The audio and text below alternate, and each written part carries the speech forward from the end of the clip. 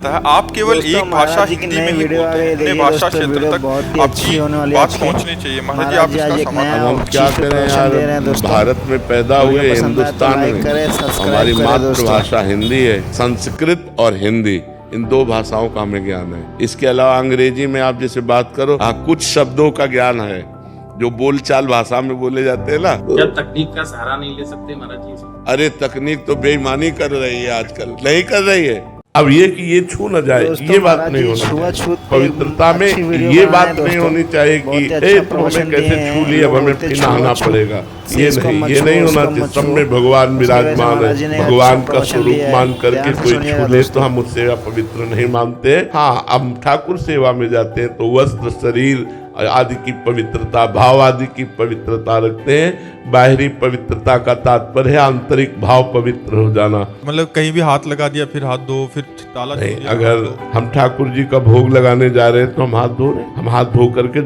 जाएंगे, चाहे कोई हाथ लगाए हो या न लगाए हो, प्रक्षालन करके जाएंगे। ठाकुर जी के पात्रों का मार्जन करेंगे, ठाकुर जी के लिए अपने शरीर को पवित्र रखेंगे, अपने वस्त्रों को पवित्र रखेंगे, अपने मंत्र जपना है इसलिए आचमन करके मुख को पवित्र रखेंगे। अगर कुछ खाया है तो अच्छी तरह कुल्ला करके 3 बार आचमन करके हम रहेंगे, क्योंकि हर समय हमें नाम मंत्र जपना है। तो इसमें परेशानी क्या है? भक्ति में बाधा क्या है? पवित्रता भक्ति की सहायक है, बाधक कहाँ है? हाँ, अब ये कि ये छू न जाए, ये बात नहीं होनी चाहिए, ये नहीं होनी चाहिए। नहीं, सब में भगवान विराजमान है और ये पवित्रता एक सीमा तक है, इसके बाद इसका भी महत्व खत्म हो जाता है, अवधूत स्थिति आने लगती है। इस शरीर से राग त्याग देना ही पवित्रता है, शरीर से राग रहित हो जाना ही परम पवित्र है। पर उस स्थिति तक पहुंचने के लिए बाहरी पवित्रता का निर्वाह किया